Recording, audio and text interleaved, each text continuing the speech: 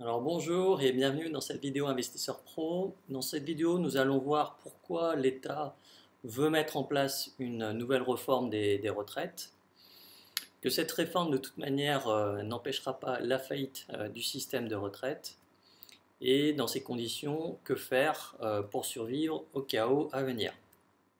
Alors pour résumer le problème des retraites, eh bien c'est simple. Le problème du socialisme, c'est que l'argent des autres finit par s'épuiser. Voilà, donc j'ai résumé en une citation tout le problème des retraites.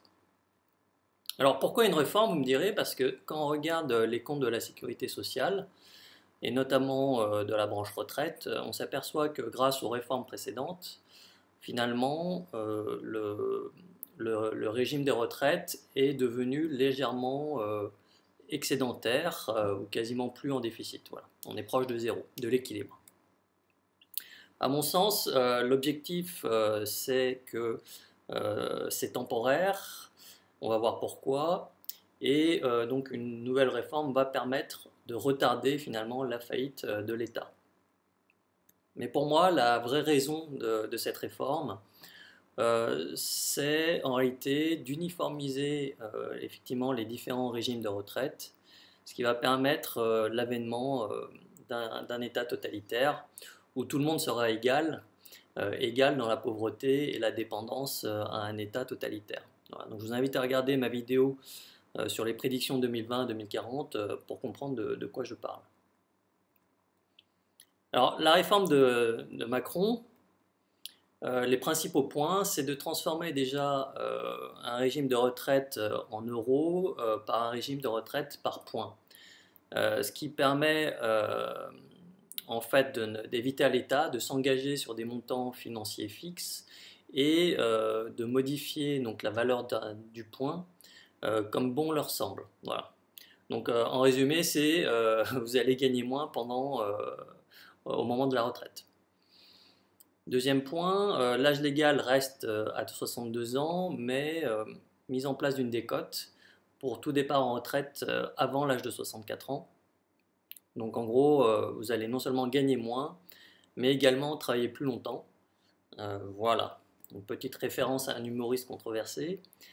Et enfin, la mise en place d'un régime universel, donc la fin des régimes spéciaux, notamment des fonctionnaires ou anciens fonctionnaires, et dont l'objectif est vraiment d'uniformiser les Français et de simplifier effectivement le système, mais c'est de mettre tout le monde sur un même pied d'égalité, avec comme objectif en fait de contrôler, je dirais, la population dans le chaos et de contrôler finalement la valeur des retraites de manière uniforme pour tout le monde.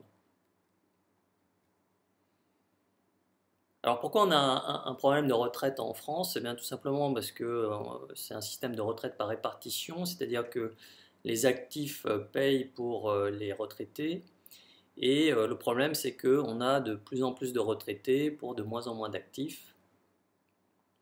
Et donc on va arriver à un moment où on aura quasiment plus, enfin il n'y aura pas assez d'actifs pour financer les retraites. Donc c'est ce qu'on appelle une pyramide de Ponzi.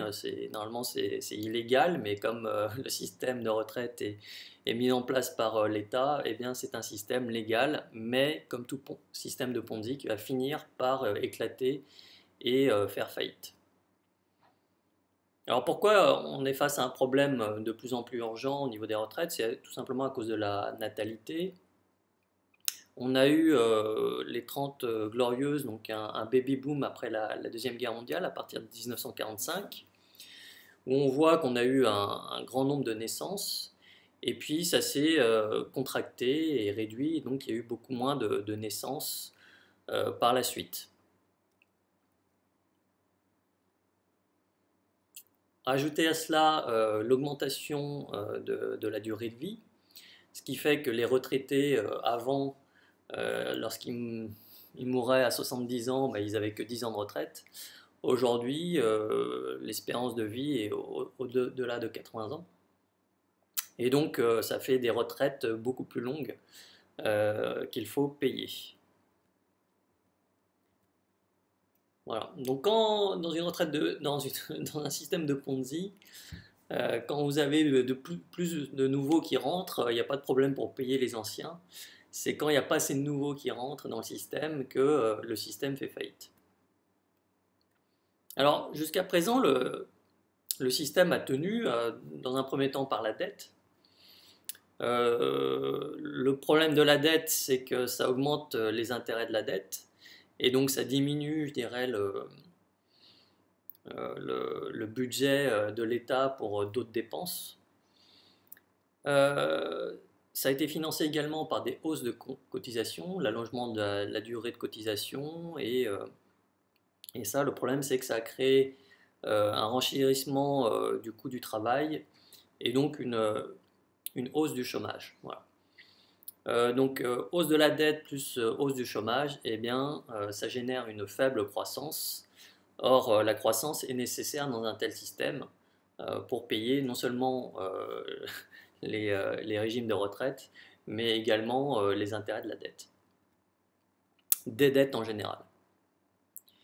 Alors vous me direz, oui, mais le PIB de la France a quand même augmenté, mais en réalité, il a augmenté essentiellement grâce à la dette, au crédit. Et donc c'est un peu comme un couple surendetté, ça ne marche qu'un temps et vient le temps où ça ne marche plus. Et donc on voit par exemple que donc, depuis la Seconde Guerre mondiale, en réalité, il y a croissance du PIB, mais cette croissance est de plus en plus faible et a tendance à tendre vers zéro. Voilà. Pourquoi? Bah, tout simplement parce que plus vous avez de dettes, moins vous avez de croissance. Et donc l'accumulation de dettes finit par créer en fait une baisse du taux de croissance et je pense que donc on s'oriente vers zéro et même avec des périodes négatives. Alors il n'y a pas que le régime général, il y a aussi les régimes complémentaires qui sont importants, notamment pour les cadres et les non-cadres. Et bah, ils ont tout dépensé. Ils ont tout dépensé et c'est pour ça qu'en 2019, ils ont fusionné donc, les deux caisses de retraite complémentaires, Arco et Agirc, pour notamment éviter la faillite de l'Agirc qui était en déficit, ce qui permet de repousser un peu plus tard la faillite du système de retraite complémentaire. Alors, un énorme problème pour un État qui est de plus en plus gros, qui a donc de plus en plus de fonctionnaires et donc de plus en plus de pensions de retraite à payer. Et ce schéma s'arrête malheureusement qu'en 2007. J'ai pas trouvé un schéma plus récent, mais on voit que la part des pensions dans le budget de l'État était déjà montée à 14,5% du budget général en 2007. Et je ne sais pas quelle est sa part aujourd'hui, mais je pense qu'elle a fortement augmenté. Donc quand l'État doit payer toutes ses retraites plus les intérêts de la dette, vous comprenez bien qu'il y a de moins en moins d'argent pour le reste. Alors quelles mesures pour éviter la faillite de ce système?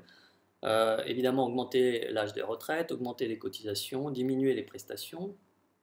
Donc c'est tout le sujet finalement des réformes actuelles, mais des réformes passées également, hein, c'est toujours la même histoire.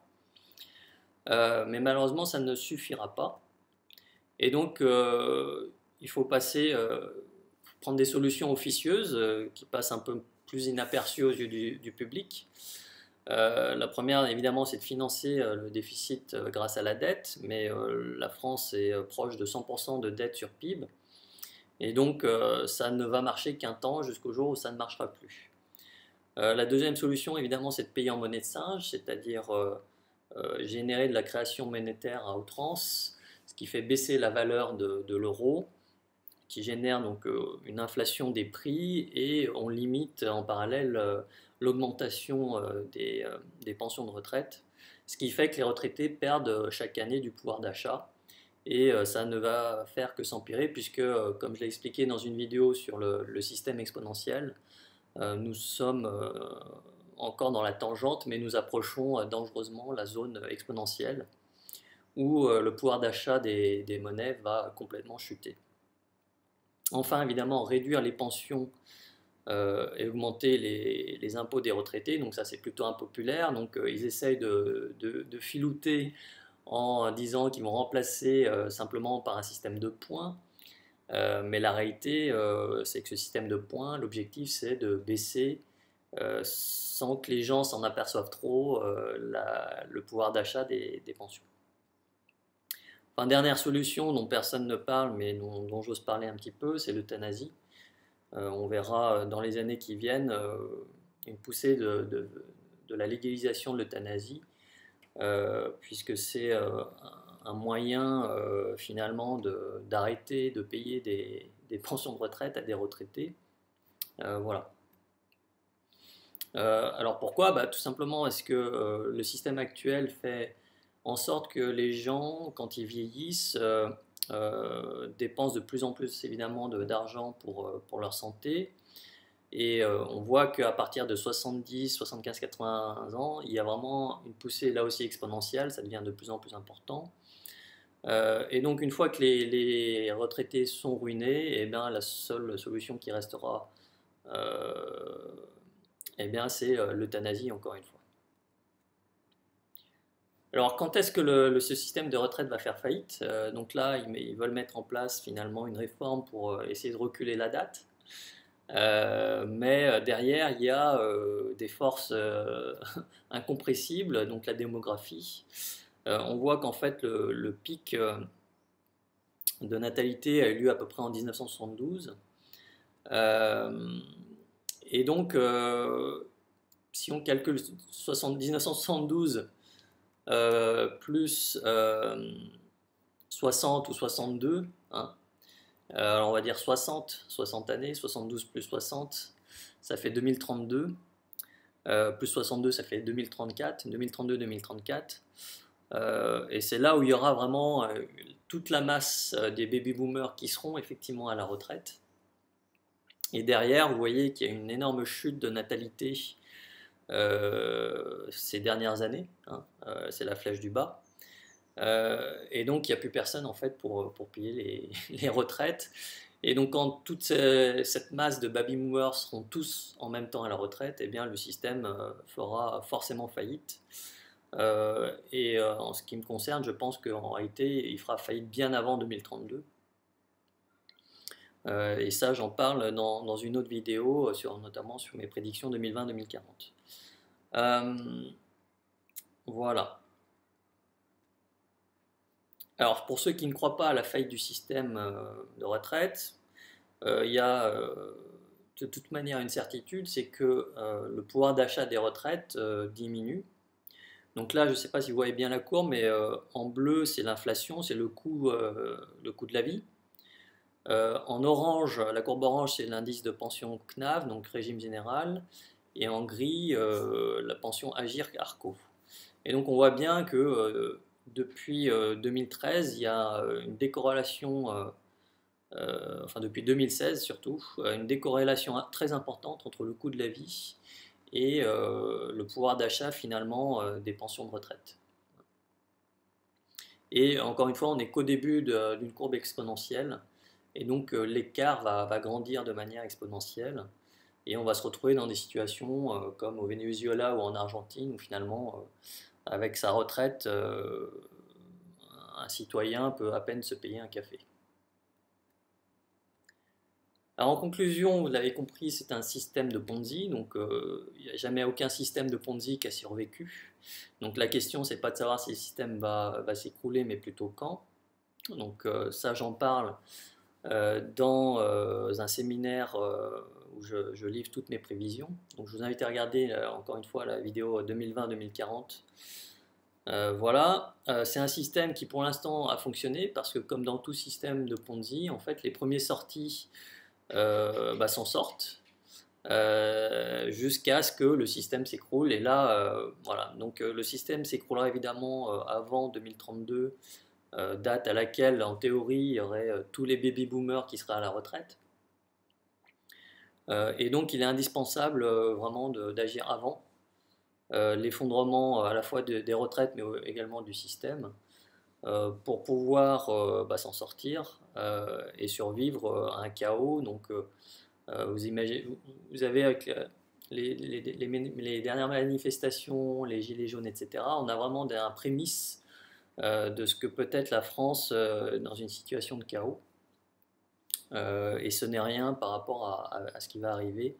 Et donc il est absolument, encore une fois, nécessaire d'anticiper. Donc pour ceux qui me suivent, vous pouvez bénéficier de mes formations, la formation Investisseur Pro, retrouver toutes mes prévisions 2020-2040 dans le séminaire Investisseur Pro, et si vous avez besoin de conseils personnalisés, de commander une étude patrimoniale personnalisée. Voilà. Voilà, dans tous les cas, dans cette période un peu de chaotique, je souhaite à tout le monde de réfléchir et de mettre en place en tout cas un plan d'action pour s'en sortir, parce que ça va vraiment secouer dans les années qui viennent. Voilà. Merci d'avoir suivi cette vidéo et à une prochaine.